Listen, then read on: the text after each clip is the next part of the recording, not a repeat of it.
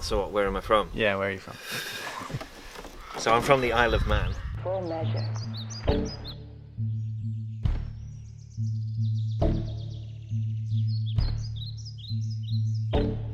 Well, I've been lucky enough to live here in a friend's house in Freycinet on the hill.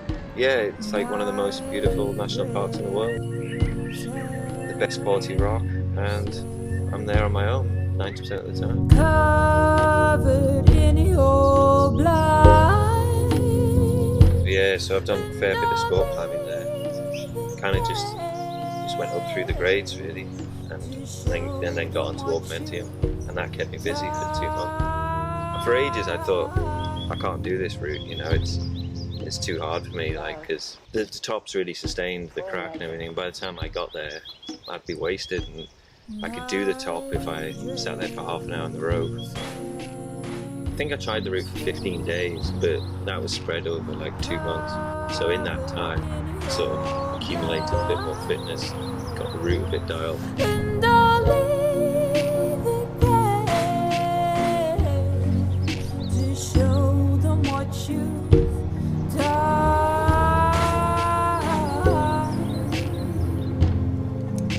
The lady in pink, the lady in pink, the lady in pink.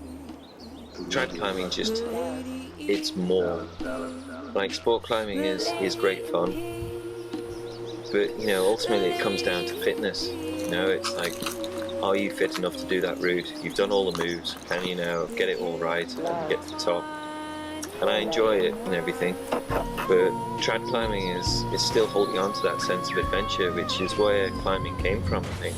I like the fact that there's a danger element, you know, I like playing the mental game that you're in a scary situation, but you've got to remain calm. And so, because, you know, physically you can probably climb the thing, but if you start getting scared and making mistakes, then you won't get up it. Like, so it's this little battle about remaining calm in what's potentially a serious situation. Well, I'm not very happy on that. It felt great.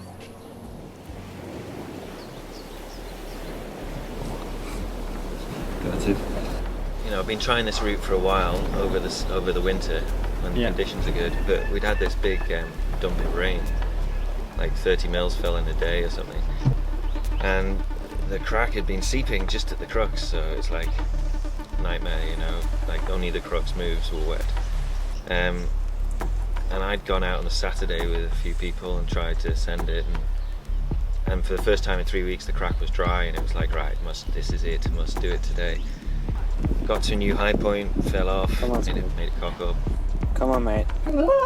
Oh. And anyway, it was like, well, okay, we've got Sunday, so came back here, had some nice night, some wine and stuff. But then unfortunately it started raining in the middle of the night and continued to piss it down all Sunday. So it was off, and I was kind of getting depressed, thinking, well, that's it, you know, the crack's going to be wet all winter now. I've missed the opportunity, missed the window.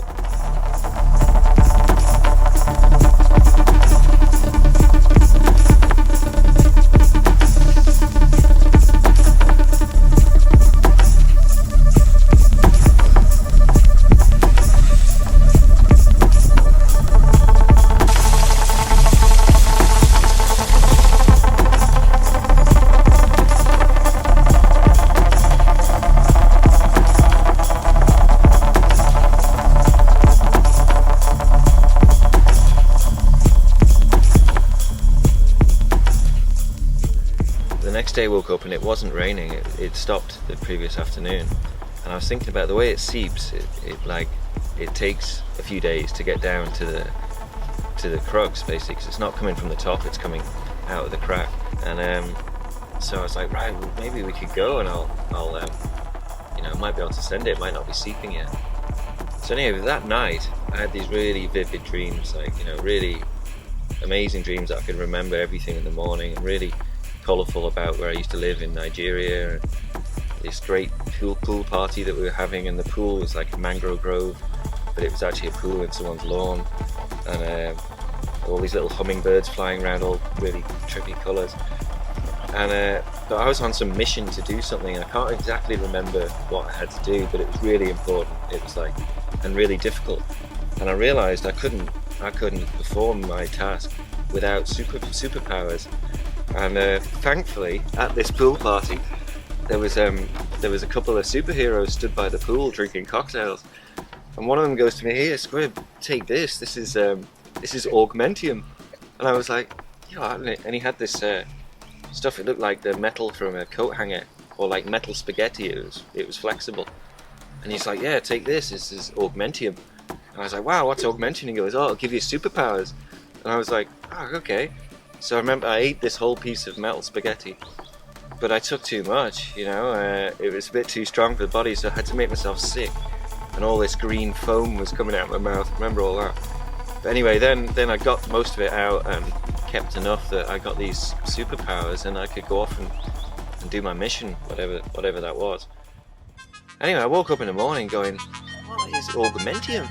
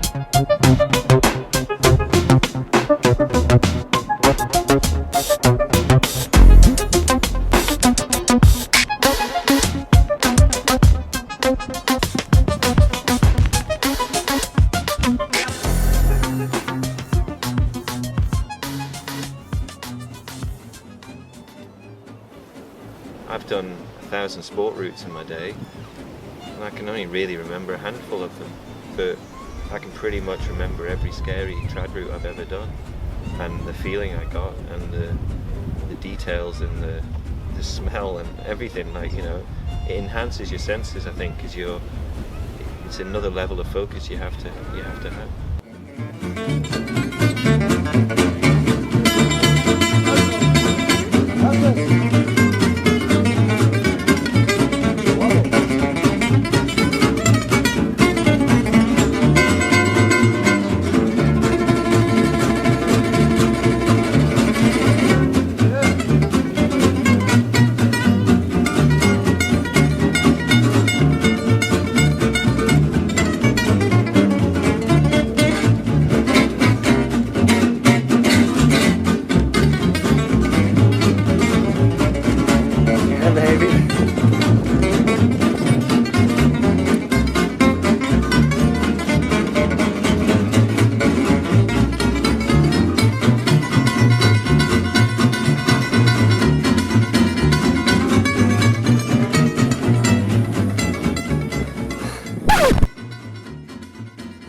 Anything you want to say to your sponsors?